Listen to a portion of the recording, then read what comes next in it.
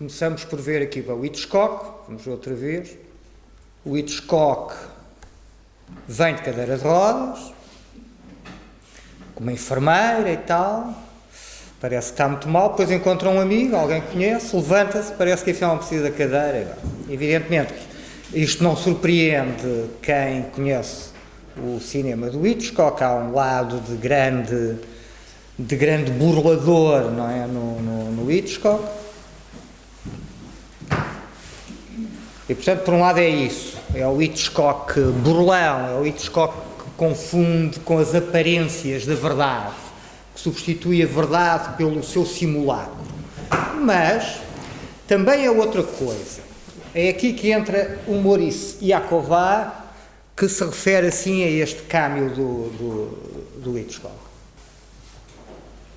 O Hitchcock atravessa ao campo visual uma cadeira de rodas e diz o Yaková, foi um texto que foi publicado pela Cinemateca no catálogo do ciclo dedicado ao Hitchcock no princípio dos anos 80, que está na bibliografia. É a imagem do velho acabado e indefeso que os críticos dão da sua pessoa. Nesta altura, em 69, quando o Topaz foi feito, o Hitchcock parecia estar acabado. Portanto, a crítica começava a dizer que aquilo era um filme para velhotes e tal. E, portanto, é a imagem do velho acabado e indefeso que os críticos dão da sua pessoa. E então, levanta-se alegremente e vai-se embora pelos seus próprios meios. Ou seja, a tal autorrepresentação que começámos a ver como uma espécie de mera figuração, mas uma mera figuração que nos impressionava na Intriga Internacional, no primeiro filme que vimos do Hitchcock. Porque era uma figuração demasiadamente individualizada, demasiadamente personalizada. Quer dizer, lembram-se, o Hitchcock ia a correr atrás do seu nome no genérico. Estão a ver? Como se...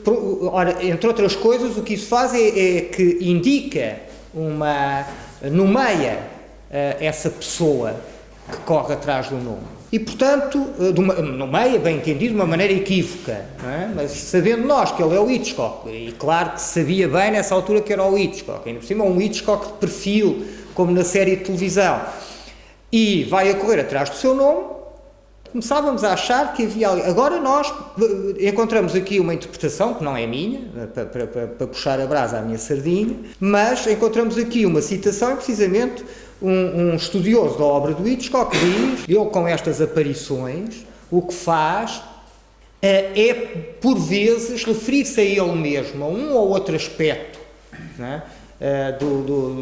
Da sua carreira de realizador, da sua pessoa, referir-se a ele mesmo. E, portanto, dá este exemplo, entre outros, entre muitíssimos, dá este exemplo em que, a crítica diz, ele é um velho acabado, já deu o que tinha a dar, já não apela aos jovens, e lá vem ele cadeirinha de rodas, e depois, mas vocês estão enganados. Não é?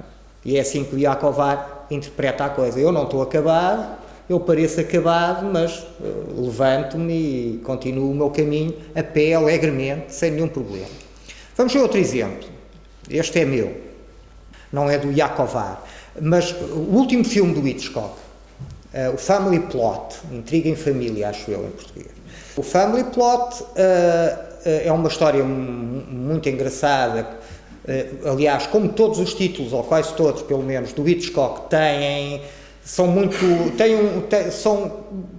um significado muito largo, não é? Quer dizer, ele mete ali uma série de coisas. Reparem, plot é intriga, não é? The plot thickens, não é? Portanto, a intriga torna-se mais complicada, não é? Portanto, nesse sentido, a intriga. Por outro lado, a plot é o talhão, family plot é o talhão do cemitério, não é? E o filme joga com essas coisas todas. E agora vejam qual é o cameo do Hitchcock, onde é que aparece o Hitchcock. O personagem principal tem de ir lá a uma conservatória do registro civil, qualquer coisa, uma coisa administrativa desse género, uma coisa burocrática, e passa por aqui. O que é que está aqui? Registro de nascimentos e mortes. É aí que ele está. O último filme do Hitchcock, o Hitchcock morre pouco tempo depois, em 1980, e é muito engraçado, porque por um lado é o Hitchcock ícone pop dos anos 50, o Hitchcock do topo da sua popularidade, o Hitchcock sombra, não é? Como ele aparece no Alfred Hitchcock Presents, não é? A sombra que vai encaixar-se num desenho que já lá está. Portanto, atrás de uma tela, atrás de uma superfície translúcida, portanto, já vemos a sombra, está lá um desenho, uma caricatura do Hitchcock, e o Hitchcock entra em campo e vai substituir esse desenho. Também é muito interessante. Mas, talvez tenhamos tempo para falar um bocadinho disso.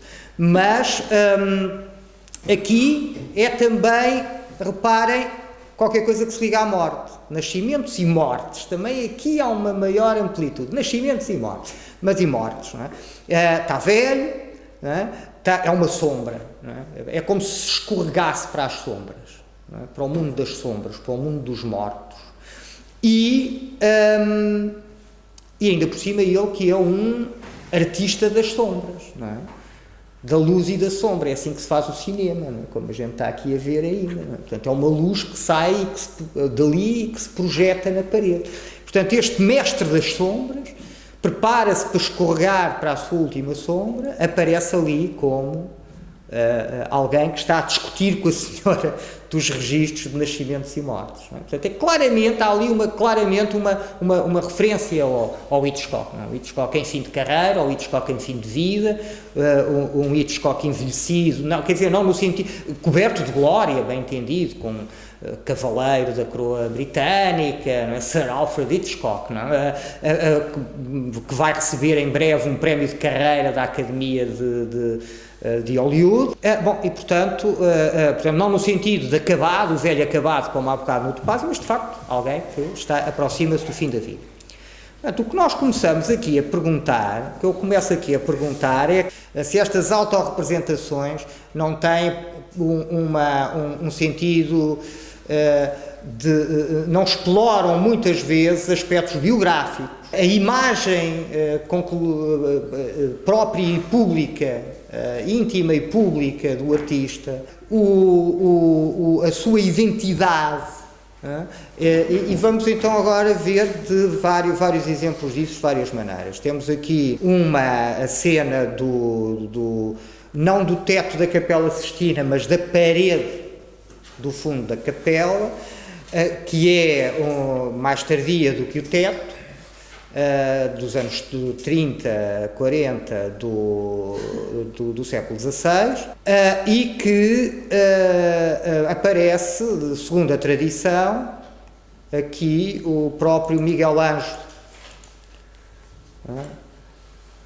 aqui na pele, não é? Como sabem, São Bartolomeu o martírio dele foi ser pelado, não é? Fez parte do martírio, daquelas estruturas a que os cristãos eram submetidos, arrancaram-lhe a pele e, portanto, ele aparece com a pele como se fosse um casaco, não é? Se fosse assim uma peça de roupa, faz parte da sua iconografia. Portanto, a maneira como se diz a imagem que é o santo, o X ou Y. E diz a tradição que temos aqui um autorretrato do próprio Miguel Ângelo, e os especialistas, comparando autorretratos, têm concordado, têm aceito essa possibilidade. É um retrato de alguma força expressiva, emotiva, não é? Quer dizer, esta coisa da pele, portanto, não é provavelmente um retrato alegre, otimista, há aqui uma força, não é, emocional, não é, que é reforçada por este saber que provavelmente é o Miguel Ângelo que está aqui representado nesta pele de que se abdica. Ou este David do Caravaggio, do início do século XVII, em que é sabido o Golias é ele próprio o Caravaggio, não é? Portanto, o Caravaggio é um tipo com uma vida complicada, mete-se em muitos sarilhos, portanto, há aqui uma possibilidade até de ler quase que autobiograficamente este tipo de... Ou Antes disso, ainda, entre o Miguel Ângelo e o Caravaggio, temos o Tiziano. O Tiziano fazendo aqui uma alegoria do tempo, governado pela prudência, cerca de 1565, onde aparece o velho Tiziano e a família. Confesso que não me lembro bem, mas o filho e o sobrinho para aí, e cada um deles ligado a um animal. E portanto estão a ver que há aqui, portanto, é uma alegoria do tempo. Reparem que os três homens funcionam como três momentos da vida, não é? A velhice, não é? Portanto, reparem, o jovem, quase imberbe, quase pouco mais que adolescente, provavelmente, o homem adulto, maduro, não é? E o velho, não é? O velho. E é muito engraçado também, como um olha para trás, o outro olha para a frente, não é? E cada um ligado a um animal. O lobo, creio eu, o leão e o cão, penso eu. Bom, e portanto, não tenho a certeza, isto aqui estou a dizer um bocadinho assim, estou a tocar do ouvido. O Cristofano Allori, voltamos ao tempo do Caravaggio, tem aqui uma Judite que acabou de cortar a cabeça do Holofernes, que é um tema, já vamos ver, muito poderoso, utilizado de maneiras diferentes. Pode querer dizer a queda dos tiranos, pode querer dizer a maneira como se sucumbe ao desejo sexual, não é? Quer dizer, se ele não tivesse querido ter a Judite, continuava vivo, não é? E portanto, pode querer dizer várias coisas. Aqui parece que o que quer dizer, segundo um biógrafo, o Cristofano Allori era um bocado mulherengo e meteu-se numa confusão com uma senhora que foi sua amante e que, segundo o biógrafo, é a Judite. Portanto, isto é um retrato da Judite, isto é um retrato também da Judite, desculpem, da criada da Judite, mas da mãe, da pessoa verdadeira, retratada, não é? que fornece o modelo para o rosto da Judite, portanto, a mãe da amante, e este é um autorretrato do Allori como o próprio Holofernes decapitado, não é? Exibido ali, não é? Pela Judite. E, portanto, reparem, autobiográfico cada vez mais. O próprio biógrafo do Allori, enfim, não é propriamente do Allori, mas enfim, que escreve este trecho biográfico sobre o Allori, eu digo não é propriamente o Allori e vou explicar porquê. Porque creio, não tenho bem a certeza, porque nada disto é muito importante para aqui. Creio que esta história é contada basicamente num conjunto de biografias de professores de pintura, não é? Portanto, de uma escola lá, de uma vila italiana. O próprio biógrafo diz isso, é que parece que ele, enfim, passou ali teve uma relação complicada, basicamente, não é? E que esta ideia, é a ideia de sofrer às mãos de uma mulher, não é? Sofrer às mãos de uma mulher, tipo, fartou-se de ser maltratado pela amante e a mãe, não sei o quê, portanto é uma maneira quase de um payback, uma vingança, um bocado forte, mas pronto, uma espécie de toma lá, não é? Tu trataste mal, agora vais ter a minha Judite. Não é? Então, reparem, por um lado isto é evidentemente figuração, está muito perto do Hitchcock. Por um lado é figuração, quer dizer, se a gente não souber isto não acrescenta grande coisa, não é? Mas funciona também para, quem sabe, como uma ilustração de um momento da biografia, não é? Autobiográfico, não é? Uma espécie de expressão autobiográfica do Allori. Aqui o caso é mais complicado e triste. Esta pintora, que é uma das poucas mulheres, afinal, no século XVI, XVII, começam a aparecer várias, nós vamos ver outra, Artemisia Gentileschi. Eu andei aqui para trás e para a frente, não me lembrava do primeiro nome dela.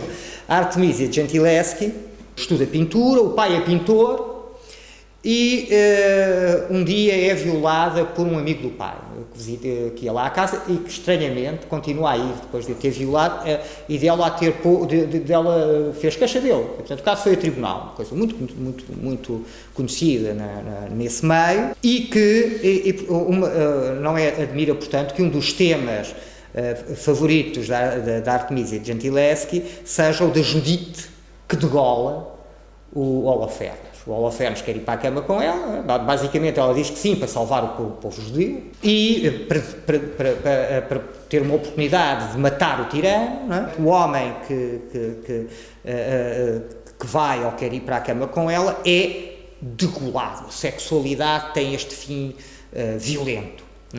Ela faz isto várias vezes e faz isto mais do que dizer isto, faz isto usando-se ela própria como, autorretratando-se, usando-se ela própria como modelo da Judite, a mulher que vinga o abuso da sua sexualidade com a morte, e uma morte, reparem, violenta.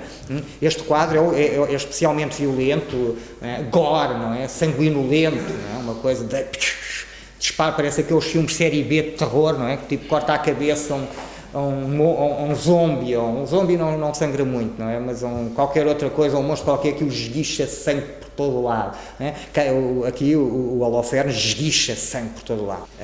Cá está outra versão mais tranquila, não é? Que a cabeça já vai no saco, já vai no cesto. Bom, passando rapidamente, não vale a pena falar muito sobre isto, esta maneira como os pintores se autorretratam, autorrepresentando, digamos assim. Ou seja, o fim disto nunca é o autorretrato, se virem bem, não é dizer, também vamos ver alguns, não é? Que me pareceram importantes para este discurso. Também há, não é? Como sabem, precisamente quando o artista nasce, ou seja, quando o artesão se torna intelectual, ganha também um estatuto social. Portanto, acontecem duas coisas.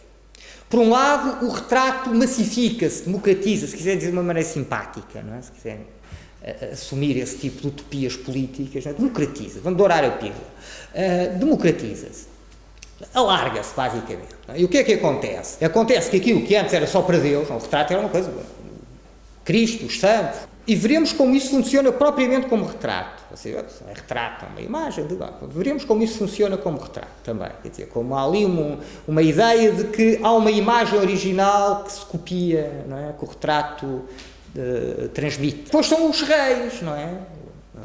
E depois a alta nobreza. E depois começa a alargar-se todo aquele que pagou a obra de arte, o encomendador.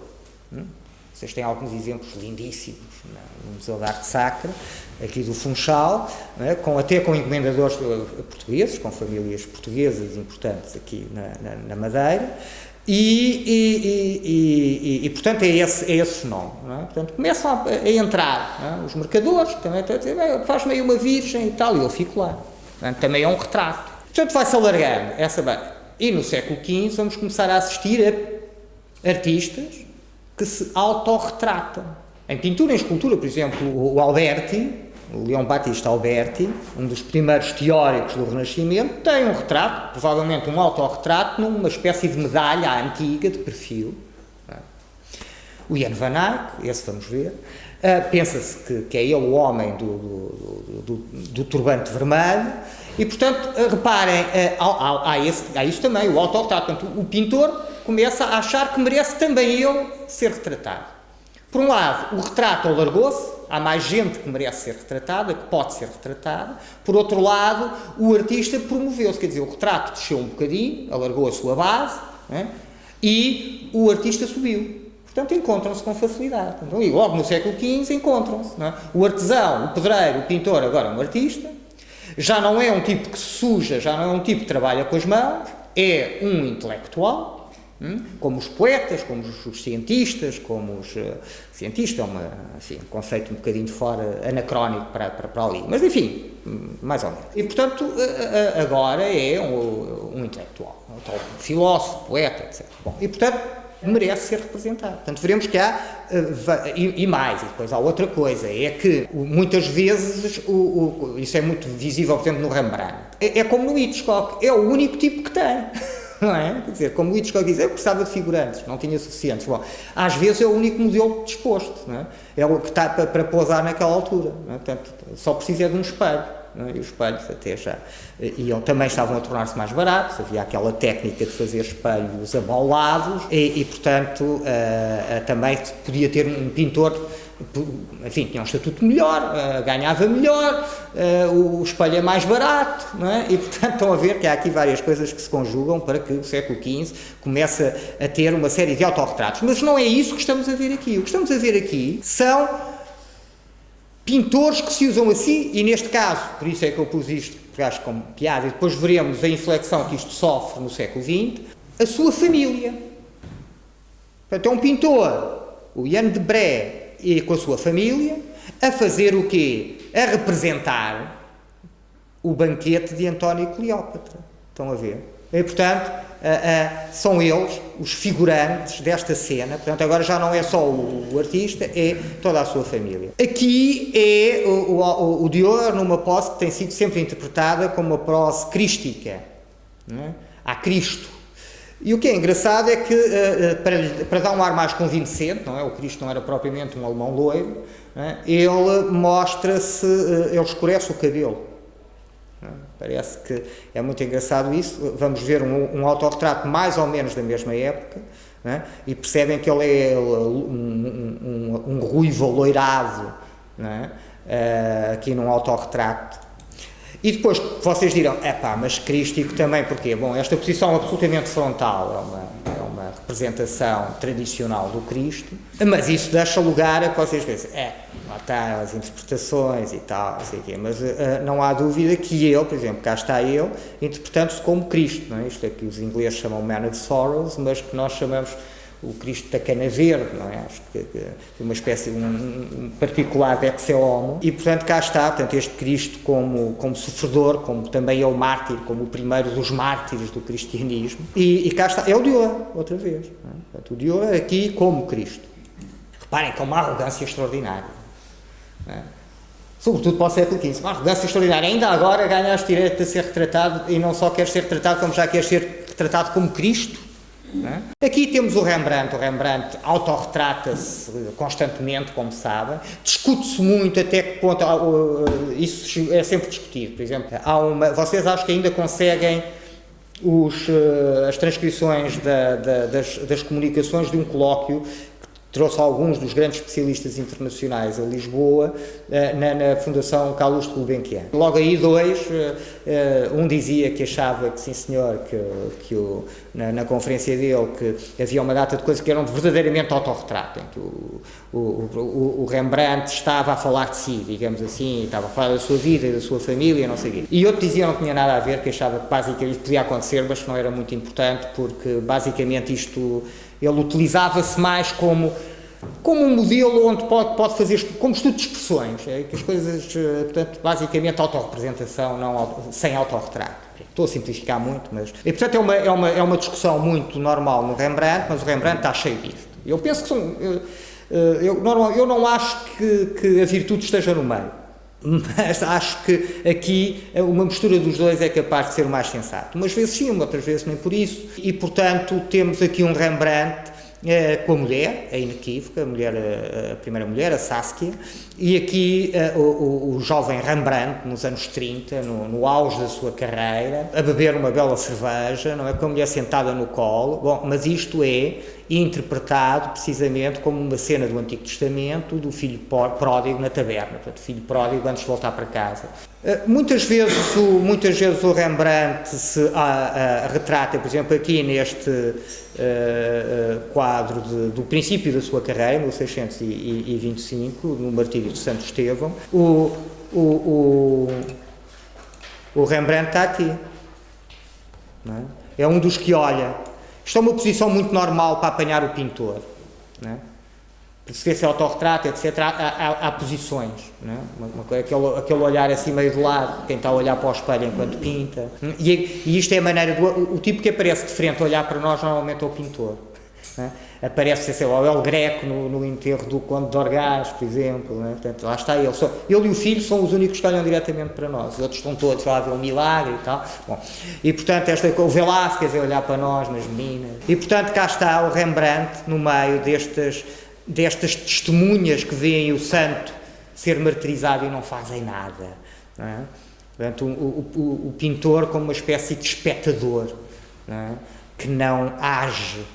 Também queria introduzir aqui uma ideia, outro autorretrato famoso, por um dos pioneiros do autorretrato, que é um autorretrato não assinado, não documentado, mas pensa-se que, precisamente, quem aparece no espelho do casamento de Arnolfini, né, um quadro que nos mostra os noivos de frente, mas depois o espelho, estão a ver os espelhos, o que é que fazem, cá estão os tais espelhos, que eram conhecidos como sorcières, feiticeiras, porque davam esta largura de campo toda, né, mostrando coisas que não víamos sem o espelho, e mostrando aí por cima coisas que não podemos ver sem o espelho, porque não podemos ver as costas daqueles que são representados, não têm costas, estão em cima de uma tela, não é? Mas criando esta ficção da tridimensionalidade da imagem, costuma ser interpretado como um destes personagens ser um autorretrato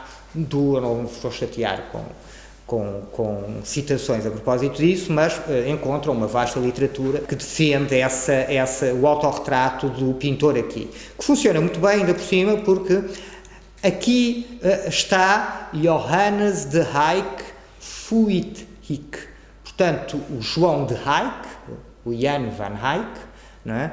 Esteve aqui, e depois a data, reparem, esteve aqui, não é pintor, esteve aqui, e portanto o esteve aqui quer dizer foi testemunha.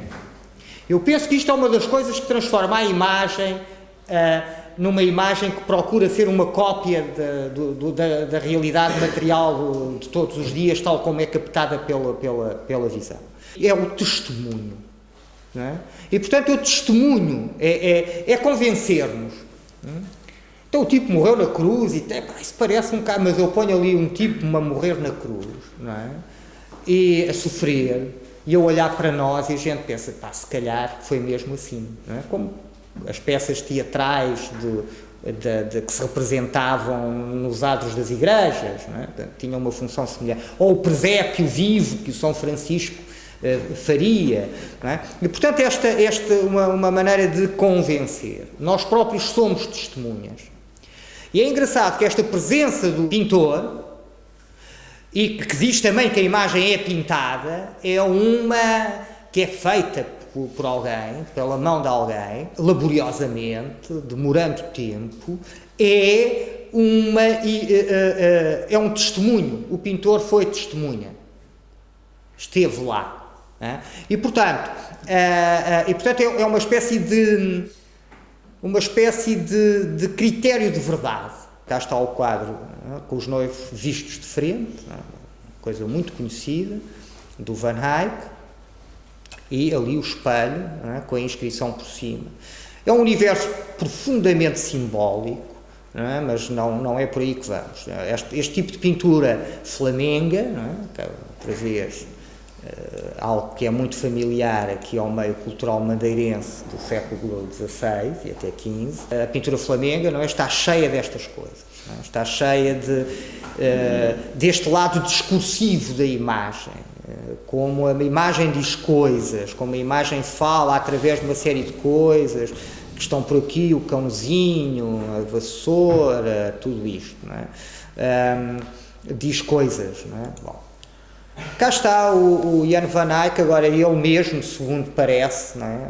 Autorretratando-se, não é? Naquilo que potentemente é conhecido pelo homem do turbante vermelho. Não há certeza. Né? Uma das coisas que é mais trazida para nos convencer que isto é um autorretrato é precisamente a tal maneira como ele olha, meio de lado, para o espelho. Né? Mas é outra coisa.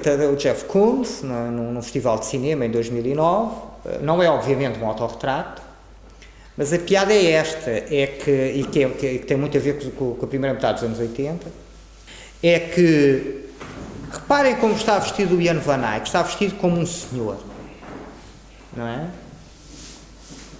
Está vestido como um tipo, enfim, um burguês, um tipo de meios. De facto, o Jan van Eyck, e isso acontece muito no mundo flamengo, digamos assim, o Rubens faz a mesma coisa, que tem uma posição muito próxima do poder.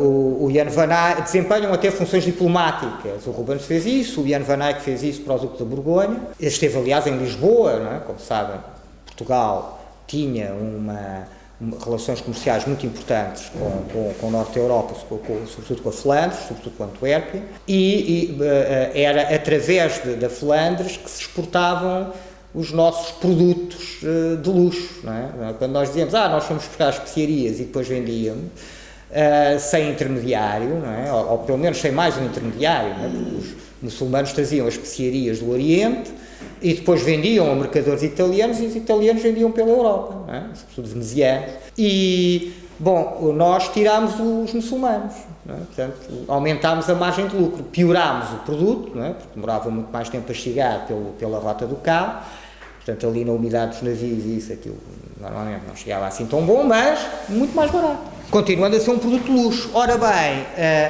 depois o que é que fizemos? Vinha toda a gente a Lisboa comprar? Não.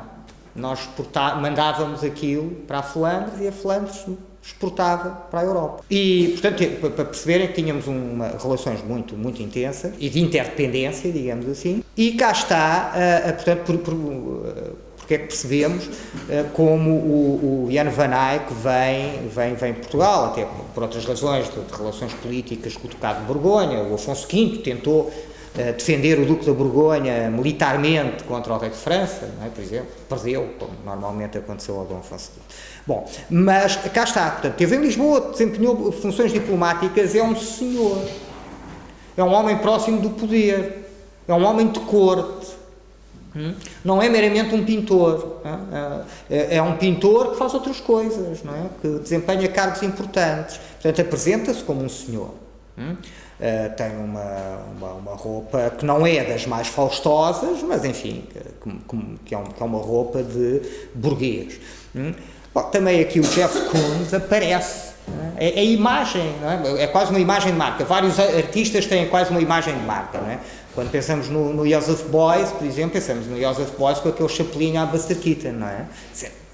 O Beuys sem isso não é bem o Beuys, não é? Portanto, quando vemos um chapelinho à Buster Keaton no chão, não é? Com mais umas coisas em cima, pensamos, pois claro, o Beuys, isto é ele, está marcado pelo corpo dele, tem qualquer coisa de autorretrato. O Koons aqui é diferente, de alguma maneira é uma espécie de imagem de marca, mas é diferente porque o Koons de facto tem de ser outra vez um senhor, digamos assim, porque o que o Koons faz é apropriar-se, não é? Como no ready-made, não é? O que se faz é basicamente está dentro da lógica do ready-made e portanto quando precisa de utilizar logotipos da Nike ou da Adidas ou de isto ou daquilo, nós já não vivemos num mundo, como o Mel Ramos descobriu isso, já vou-te contar essa história, não vivemos num mundo em que eu possa pegar na Coca-Cola e olha lá a lata de Coca-Cola, não é? Porque a Coca-Cola depois manda-nos uma cartinha a dizer, cá senhor, se não destrói imediatamente isso, não é? Vai ter uma data de problemas com o nosso advogado. Não é?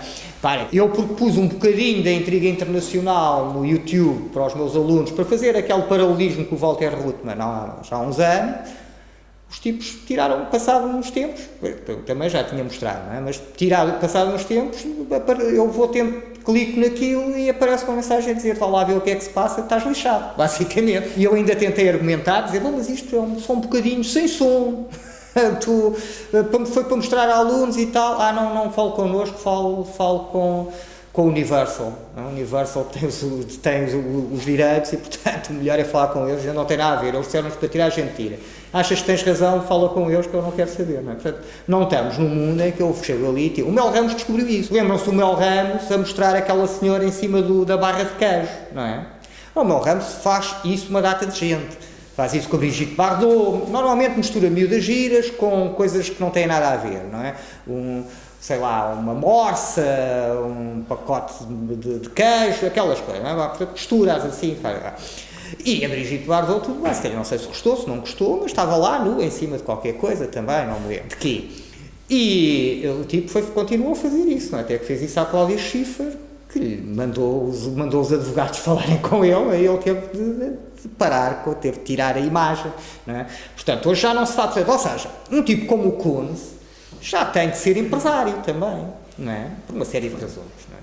Mas tem de ser empresário, não é? O artista no sótão, que é a ideia que continuamos a ter, o artista no sótão fechado, a Anne Coquelin fala muito bem disso, não é? Explica muito bem o anacronismo dessa situação.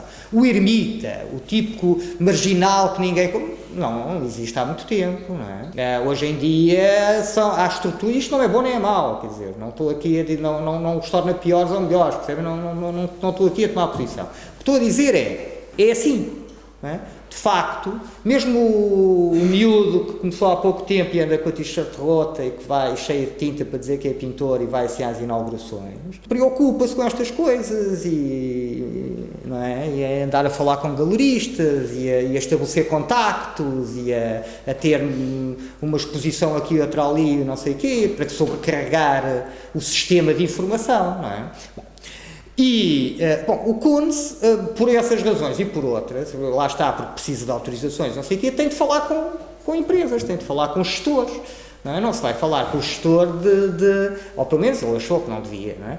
Ir falar com o gestor com a t-shirt cheia de tinta, não é? E, portanto, vai de camisinha e gravata e fato e não sei o quê. Portanto, vai ele próprio como um gestor falar com o gestor. E, portanto, isso é evidente, não é um autorretrato, mas veremos talvez o Jeff Koons, creio que sim, tenho aí Jeff Koons autorretratando-se com a Chicholina, penso que tenho essa imagem, e portanto são vários, cá está agora um autorretrato, mas um autorretrato que também diz coisas sobre este pintor, em que temos o Van Dyck a fazer, um discípulo do Rubens, a fazer à volta de 1633, porquê? Porque sabemos que em 1633 o rei de Inglaterra, o Carlos I, deu-lhe esta corrente de ouro que ele tem aqui pendurada, não é? Que ele mostra, faz questão.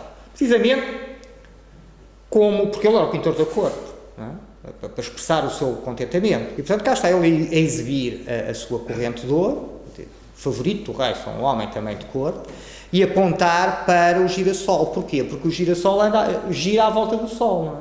Segue o Sol. O Sol é o rei. Não é? Portanto, é como dizer, é do Sol que vem. Como o girassol, ele anda à volta do Sol. E, portanto, uma relação com o poder. Não é? Uma relação com o poder, como aqui. Mas aqui é outro artista que temos, não é? Não é o de fato e gravata que vai falar com os gestores.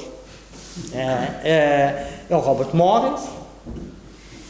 Sabemos hoje, ou julgamos saber, enfim, isto nunca foi contrariado, porque é que aparece aqui Krauss, é a Rosalind Krauss. Sabemos hoje que terá sido a Rosalind Krauss que tirou a famosíssima fotografia para o cartaz, para o anúncio desta exposição do Robert Morris na Galeria Castelli Sonnenbend em 1974. E, portanto, aqui começam a introduzir-se outras coisas, vamos ver já. Mas a primeira é o artista agora já não como intelectual, não é? Evidentemente. Depois do Pollock, quer dizer, o artista intelectual já não funciona a 100%, não é? Já é, ou quando muito é um caminho entre outros. Mas, portanto, já não pode, depois de um tipo andar a tirar tinta para o chão, não é? Ou por acaso está uma tela, e a deixar cair tabaco, cinza e moedas, e a pôr o pé, não, quer dizer, já não é bem. E não é só depois do Pollock, não é? Até podíamos dizer até depois do construtivismo, não é? Se vocês virem o Molinaghi, aparece-me, a fotografia mais famosa dele é de facto macaco. Já é um intelectual, mas é um intelectual engenheiro. O construtivismo volta a uma certa imagem da arte como trabalho. Por exemplo, isso vê-se muito bem no Homem da Máquina de Filmar do Ziga Vertel. Não é? Se vocês virem bem, está lá sempre um discurso sobre o próprio filme e aquele filme, não é? Mas também o ato de filmar como um trabalho de equipa e um trabalho que é trabalho, que dá trabalho, que é arriscado. Vocês veem, o homem na máquina se filma, o operador anda, sobe aos sítios mais incríveis, mete-se no fundo das minas, suja-se, atira-se para o chão, mete-se debaixo do comboio, quer dizer, aquilo é risco, aquilo é trabalho, aquilo é sujo, aquilo é ação. E aquilo tem uma intervenção social. Não é? E portanto, é um trabalhador. O artista é um trabalhador. Não é? E faz coisas que entram para a vida, não é? Faz objetos práticos.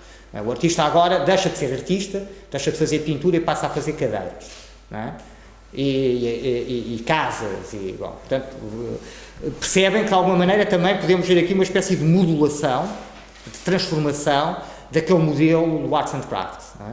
De outra maneira completamente diferente, até porque logo aí já não é o artesão, é a máquina que faz. Para perceberem que, enfim, o artista intelectual estava, ok, intelectual sim, mas trabalhador também, por exemplo, não é? No construtivismo soviético.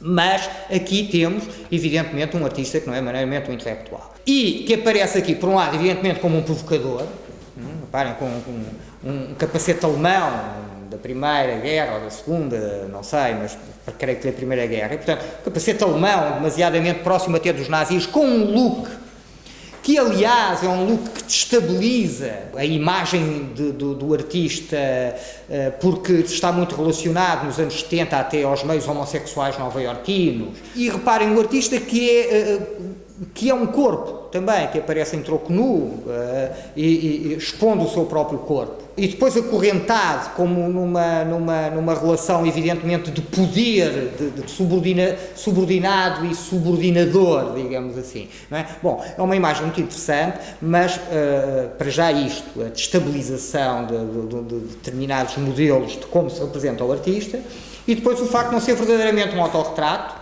Quer dizer, pode ser um autorretrato, à mesma, quer dizer, não é por Adriana Moller fotografar o Jorge Moller que passa a ser da Adriana Moller a fotografia, não é? E, portanto, não é? Há até um documentário sobre isso, em que se vê a Adriana com o Jorge Moller a dizer, pá, chega-te mais para trás, não, chega mais para a frente, faz assim, porque a fotografia é, obviamente, o Jorge Moller, não é? E, portanto, não é por ser outra tirá-la, nós não sabemos como é que funcionou esta fotografia, mas sabemos hoje que Rosalind Krauss estará metida no processo.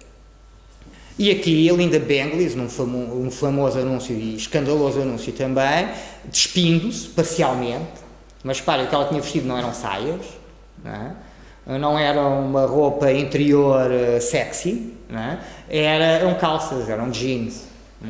Portanto, aqui nós começamos... Mas quem é que tira a fotografia? A Linda Benglis? Não, a Annie Leibovitz. E, portanto, reparem, há aqui um curto-circuitar da autoria. O que é que nós estamos aqui a ver? Estamos a ver coisas que se imiscuem na autoria, estamos a ver coisas que acontecem no artista, que, por um lado, nos conduzem para o seu corpo, o que também é muito interessante no retrato. Um retrato que não é exatamente um retrato do rosto ou só do rosto, mas onde intervém o corpo. E depois, se tivermos tempo nestes dias, nestes 3 dias, não é, de lá chegar porreiro, senão não há problema e não vamos. Mas começamos a perceber que há maneiras aqui de tratar o corpo e que são maneiras muito interessantes de problematizar. Sobretudo se tomarmos ferramentas do Guattari e do Deleuze, porque precisamente o Deleuze e o Guattari falam do rosto como um determinado tipo de, eu até vou dizer, porque acho que para o rosto não fica mal, de estrutura, que é um ecrã branco com buracos negros, mas que pode ser um ecrã negro com buracos brancos, não é? Mas que joga nisto e que é basicamente estruturado, estruturante e que é bidimensional. Portanto, é uma máquina de fazer rostos, digamos assim, de que eles falam. E, portanto, isso é muito interessante porque depois vamos começar a ver que há corpos, por exemplo, aqui são tratados mais do ponto de vista... Ou seja, o corpo tem relevo, o corpo é o mundo do relevo. Da materialidade da carne, como depois o Deleuze sozinho fala da pintura do Bacon, não é? do pintor inglês. E, portanto, aí que é muito explícito, e no Smil Platô também, é muito explícito essa coisa. O corpo é do relevo, é da ordem do não estruturado, da ordem da matéria, da carne. O rosto é da ordem da bidimensionalidade. O que nós temos aqui joga um bocadinho entre as duas coisas, não é? Na sua bidimensionalidade, na sua oscilação entre preto e branco, digamos, entre escuro e claro, por exemplo. Portanto, só para perceberem, se não tivermos tempo de chegar lá, para perceberem, não é? O que é como estava a referir no uso destas fotografias. Portanto, a ideia de autoria, de corpo, mas também uma terceira coisa que ambas as imagens nos dizem, vamos para lá agora, que é de destabilização das identificações tradicionais relativamente ao género. Não é? Parem, nós aqui, apesar de não estarmos a fazer nenhum tipo de especulação sobre a sexualidade de Robert Morris, nem sequer está em questão, noutros casos estará, como veremos, mas pensamos, bem, este tipo parece sair de um daqueles grupos, não é, a cantar o YMCA, não é? Uma coisa assim, enfim, de qualquer coisa de círculos, enfim, homossexuais nova-iorquinos. Esta rapariga usa calças, mas depois baixa-as, não é? Portanto, há aqui uma espécie de mistura. E reparem que de alguma maneira tem aquele lado de subordinação, subordinado. Eu subordino, tu subordinas-me. Neste jogo com o espectador, porque por um lado há este lado de ela domina, ela olha para nós, ela faz a sua própria imagem, por outro lado despe-se e mostra-se, não é? Mostra umas coisas, esconde outras, não é? Portanto há presa pelas calças, como o Morris pelas correntes, ela está presa, não pode fugir de nós, tem as calças junto aos pés, não é?